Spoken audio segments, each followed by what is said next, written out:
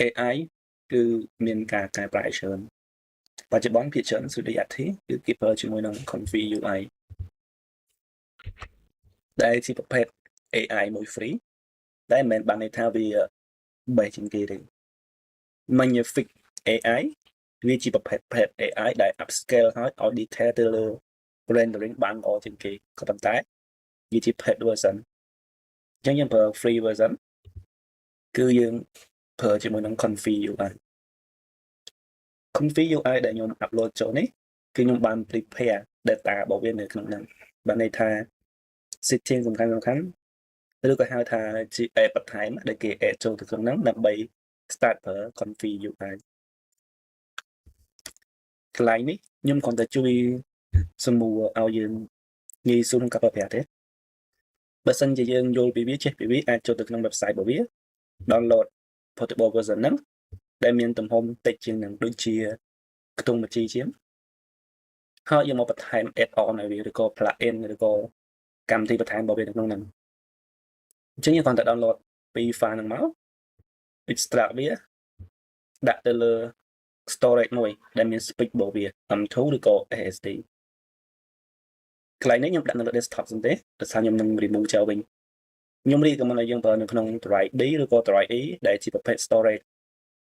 កុំដាក់នៅលើ drive C អីព្រោះសារតែវា C space ធំពេលដែលយើងត្រូវការប្រើ Confi UI កាន់តែច្រើន data របស់វាគេហៅថា model របស់វាហ្នឹងគឺធំអាចច្រើនជាងកម្មវិធីដែលយើងប្រើម្ដងទៀត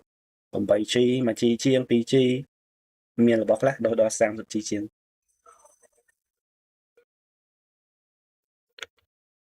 យើងដល់មកហើយយើងបើក folder ហ្នឹងមក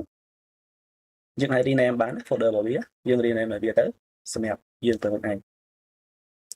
យើងអាចមើលនៅក្នុងនេះបាន readme very important នេះគឺជា guide របស់គេសម្រាប់យើងដែលទើប start ប្រើ Confi UI មកទៅបុកយើងកន្លែងនេះខ្ញុំសង្កេតទៅ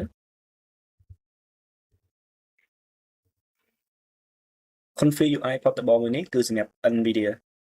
អញ្ចឹងយើង run នៅលើ option មួយនេះ NVIDIA GPU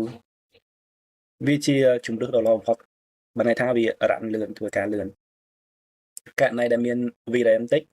គេ recommend ឲ្យ run នៅលើមួយនេះ SP16 ក៏ប៉ុន្តែភាព detail របស់វាគឺនឹងទាបជាងអញ្ចឹងយើងប្រើ option មួយនេះ CPU គឺវា slow ខ្លាំងអញ្ចឹងយើងកុំប្រើអីយើងប្រើ NVIDIA ហើយមុននឹង start យើងចូលទៅក្នុង update មួយយើង update Confi UI ខាងក្រោមមាន Confi UI ជាមួយនឹង Python dependency ករណីនេះលោកតា run ទៅវា error ទើបយើងចូលទៅ update នៅលើនេះបើសិនជាអត់មានបញ្ហាអីទេកុំប៉ះពាល់វាអីយើង run កន្លែងនេះសិន update Confi UI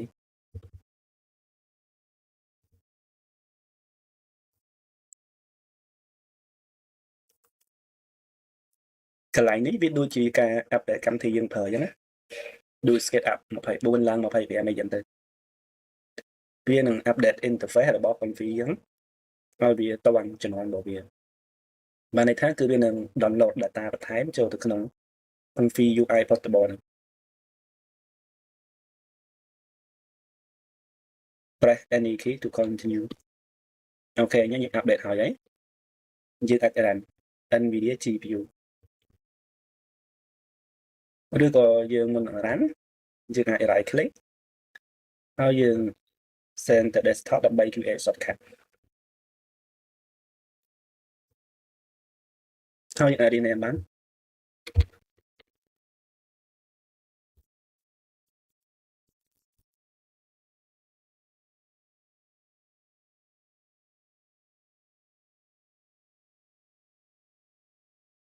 Confi គឺវា run ជាលក្ខណៈបែបនេះ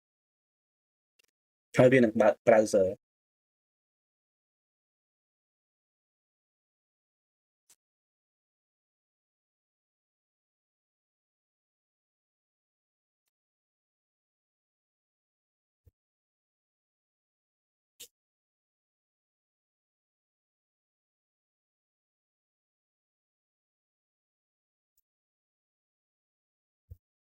ចឹងនេះគឺជា browser របស់វា អានេះដោយសារតែខ្ញុំធ្លាប់បើក config ហ្នឹងនៅ version មុនអញ្ចឹងវាស្គាល់អាចចាស់មកវិញហើយនៅពេលខ្វែងចោលទៅវានឹងបែកចុះទៅលក្ខខណ្ឌ default របស់វាពេលដែលយើង update ហ្នឹងគឺយើងមាន app នេះកាលពីមុនដូចអត់ទាន់មានទេវាមានតែ template នេះក៏ต้องមានក្រោយដែរតែវាមានមុន version ហ្នឹង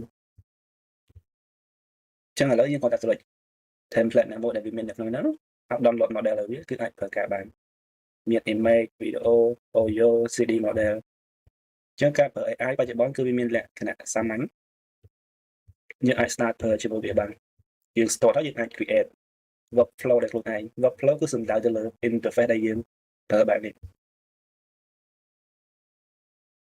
ហើយដោយសារតែនៅក្នុង file ហ្នឹងវាមាន model នេះមកមួយឯងធម្មតាគឺអត់មានទេតែខ្ញុំ add ហើយ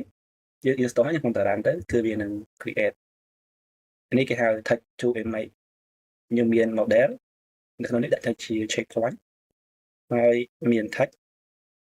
positive negative prompt care sampler ហើយវាមាន code ដើម្បី convert ចេញជារូបភាពមួយចុះបើខ្ញុំ change ទៅជា head setting